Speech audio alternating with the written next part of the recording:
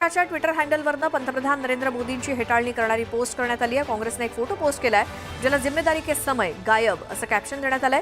या फोटोला कुणाचाही चेहरा नाही, हात आणि पाय सुद्धा दिसत नाहीयेत, मात्र पेहराव पंतप्रधानांचाच असल्याचं दिसतंय। केंद्रीय मंत्रिमंडळाची उद्या सकाळी महत्त्वाची बैठक होणार आहे। पंतप्रधान मोदींच्या अध्यक्षतेखाली बैठक होईल। पहलगाम हल्ल्यात बळी पडलेल्या व्यक्तींप्रती शोक व्यक्त करण्यासाठी ठराव मंजूर करण्यासाठी बैठक बोलावण्यात आल्याची माहिती मिळते। राष्ट्रीय तपास संस्थेच्या सूत्रांनी दिलेल्या माहितीनुसार काल एनआयए पहलगाम हल्ल्याच्या ठिकाणी जाऊन क्राईम सीन रिक्रिएशन करण्यात आलं, तर गुन्ह्याच्या ठिकाणी पोहोचून अशा प्रकारे तपास करण्याची एनआयएची ही प्रक्रिया पुढील काही दिवस सुरू राहील। झिपलाईनच्या नव्या व्हिडिओच्या आधारे राष्ट्रीय तपास संस्था तांत्रिक पुरावे गोळा करत आहे। पहलगाम दहशतवादी हल्ल्यामागे हाशिम मुसाचा हात असल्याची माहिती सूत्रांकडून मिळते। तपास यंत्रणांच्या माहितीनुसार हल्ल्यामध्ये सहभागी असलेल्या हाशिम मुसाचे थेट संबंध पाकिस्तानच्या लष्कराच्या स्पेशल फोर्सेसशी आहेत। मुसा हा पाकिस्तानच्या स्पेशल सर्व्हिस ग्रुपचा माजी पॅरा कमांडो असून लष्कर-ए-तोयबा सोबत सुद्धा काम करत असल्याचं समोर आलंय। पहलगाममधील दहशतवादी हल्ल्यानंतर भारतानं पाकिस्तान विरुद्ध कठोर भूमिका घेतली आहे। या अंतर्गत भारतानं वाघा अटारी सीमेवरनं व्यापार थांबवण्याचा निर्णय घेतला। अशातच भारतानं पाकिस्तानला निर्यात केलेल्या औषधांची आणि औषध उत्पादनांची यादी मागवली आहे। जम्मू काश्मीर सरकारनं तात्पुरत्या स्वरूपात 48 पर्यटनाची ठिकाणं बंद करण्याचा निर्णय घेतलाय। शोध मोहीम सुरू असलेल्या ठिकाणी पर्यटन बंद राहणार आहे। एकूण 87 पैकी 48 ठिकाणी सुरक्षेच्या कारणास्तव पर्यटकांना जाता येणार नाही।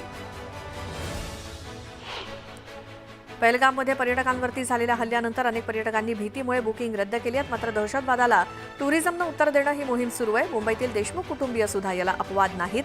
देशमुख कुटुंबियांनी 2 महिन्यांपूर्वी केलेलं बुकिंग रद्द केलं नसून ते आपल्या कुटुंबासोबत काश्मीर टूरवरती जाण्यावर ठाम आहेत। पाकिस्तानचे लष्कर प्रमुख मुनीर यांनी पहलगाम हल्ला घडवून आणला असा मोठा दावा अमेरिकन वृत्तपत्रानं केलाय। पहलगाम दहशतवादी हल्ल्यानंतर भारत लवकरच पाकिस्तानवरती हल्ला करू शकतो असं देखील वृत्तपत्रातनं सांगण्यात आलंय। पहलगाम हल्ल्याच्या पार्श्वभूमीवर मल्लिकार्जुन खरगे यांनी पंतप्रधान मोदींना पत्र लिहिलं। पत्रातून संसदेचं विशेष अधिवेशन बोलावण्याची मागणी केली। पाकिस्ताननं 3 दिवसांसाठी हवाई क्षेत्र बंद केल्याची माहिती समोर आली आहे। भारताच्या कारवाईचा धसका घेत पाकिस्ताननं हा निर्णय घेतलाय।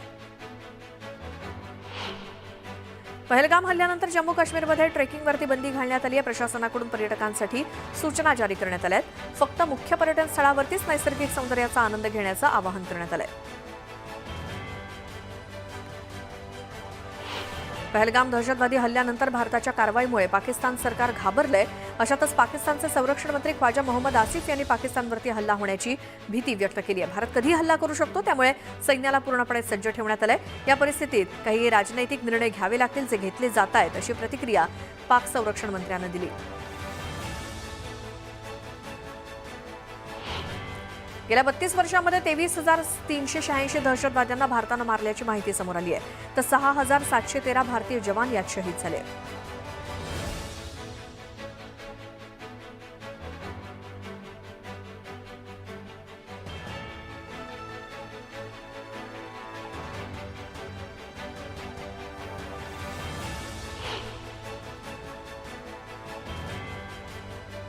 यानंतर एक मोठी बातमी पुण्यातनं येते। गाडीचा हॉर्न वाजवण्यावरनं पुण्यामध्ये 2 गटात तुफान हाणामारी झाली। रस्त्यावरून जाताना गाडीचा हॉर्न वाजवला म्हणून एकमेकांना मारहाण झाली आहे। पुण्यातल्या भवानी पेठेतला हा प्रकार आहे। पुण्यातील खडक पोलीस स्टेशनमध्ये गुन्हा दाखल झालाय आणि मारामारीचा व्हिडिओ सोशल मीडियावरती व्हायरल झालाय। दुचाकीवरून जाताना रस्ता क्रॉस करत असताना दुचाकीस्वारानं हॉर्न वाजवल्याचा राग मनात धरून त्याला मारहाण करण्यात आली। खडक पोलिसांकडून एका आरोपीला अटक करण्यात आली आहे।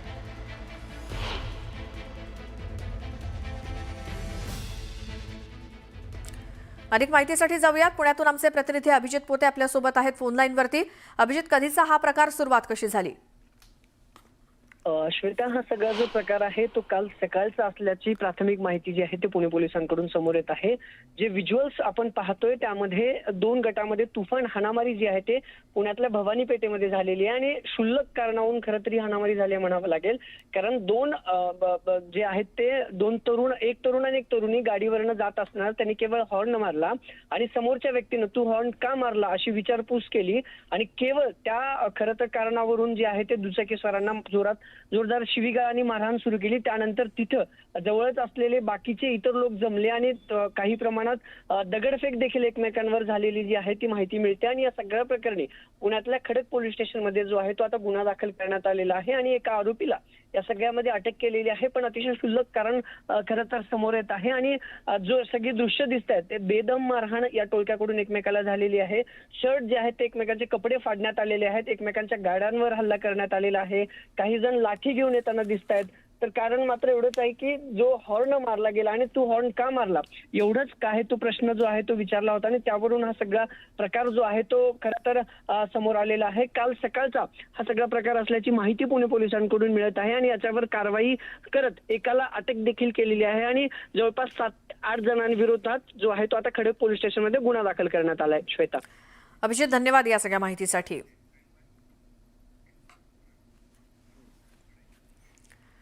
त्यानंतर पुन्हा पाहूया दुपारच्या 100 बातम्या. पुण्याच्या खडकवासलामध्ये पहलगाम हल्ल्याच्या निषेधार्थ मनसेनं आंदोलन केलं. यावेळी मनसे कार्यकर्त्यांनी पाकिस्तानचा झेंडा जाळत जोरदार घोषणाबाजी केली.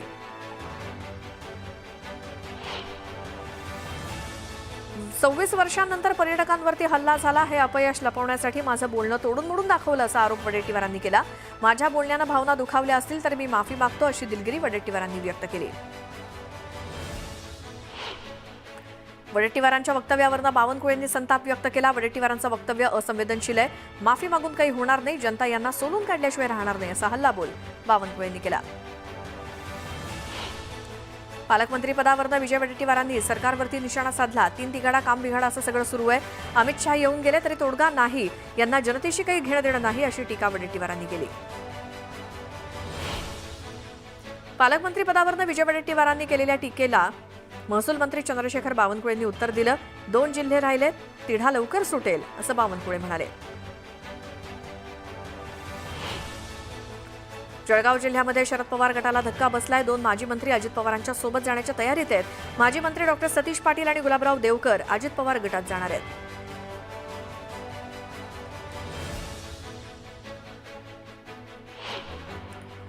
बीकेसी इथल्या जिओ वर्ल्ड सेंटर इथे 1 ते 4 मे या कालावधीत वर्ल्ड ऑडिओ व्हिज्युअल एंटरटेनमेंट समिटचं आयोजन करण्यात आलं असून या कार्यक्रमाचे 1 मे रोजी पंतप्रधान नरेंद्र मोदी यांच्या हस्ते उद्घाटन होणार आहे.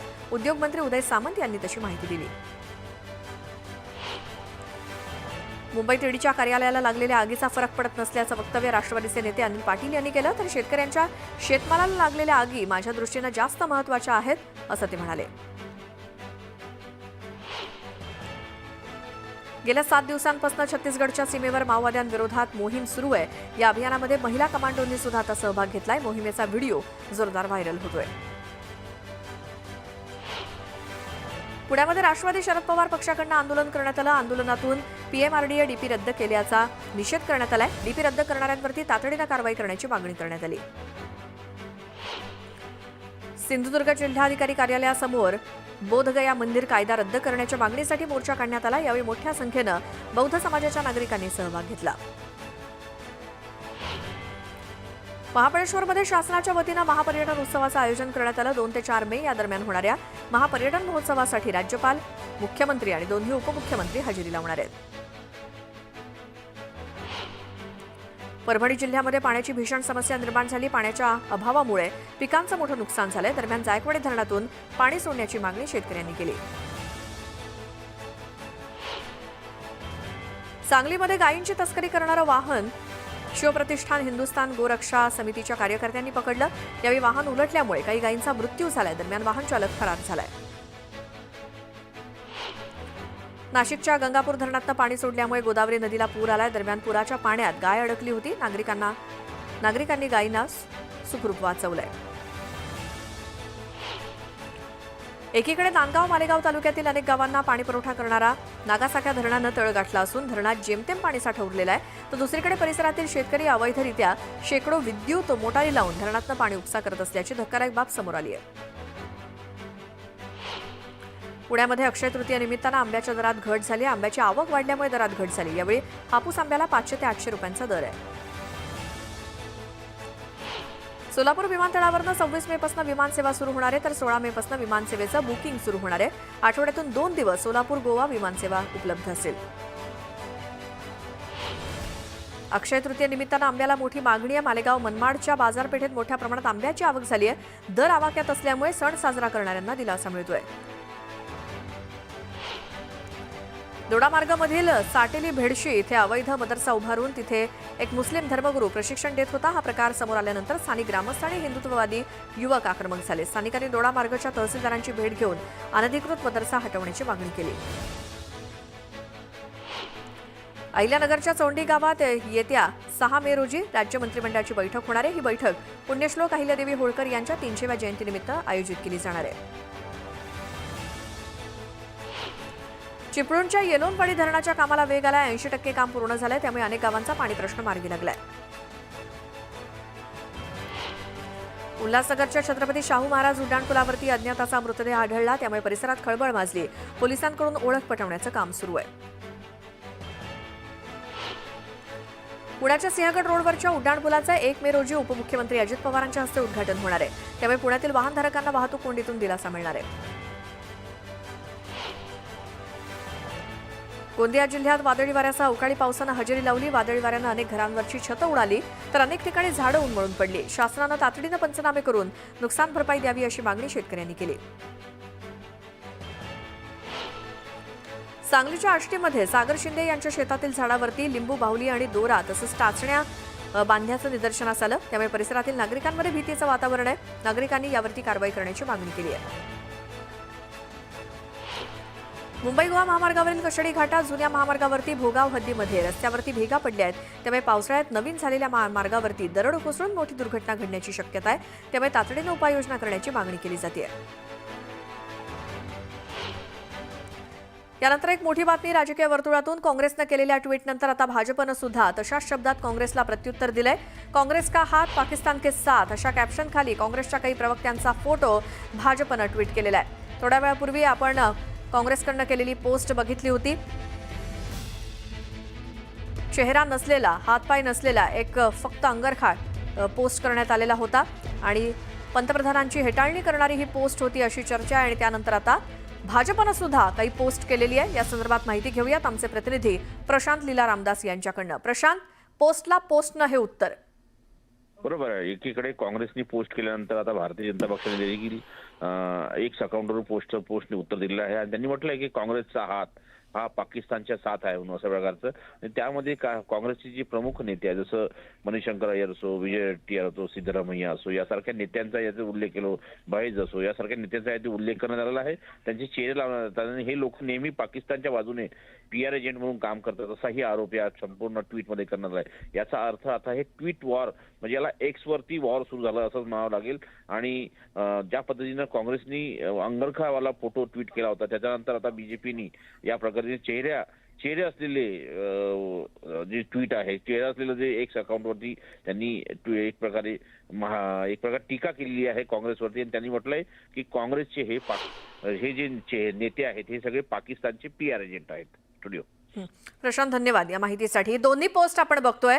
थोड्या वेळापूर्वी काँग्रेसकडनं जे काही पंतप्रधानांची हेटाळणी करण्यासंदर्भातली पोस्ट करण्यात आलेली होती त्या काँग्रेसचा वार आणि त्यावरतीच भाजपचा पलटवार. लगेचच भाजपकडनं देखील काँग्रेसचा हात पाकिस्तान के साथ अशा प्रकारे PR एजंट्स याच्या मथळ्याखाली काँग्रेसच्या काही नेत्यांचे चेहरे दाखवण्यात आलेले आहेत आणि काँग्रेसच्या या पोस्टला भाजपनं देखील पोस्टनंच दिलेलं हे उत्तर.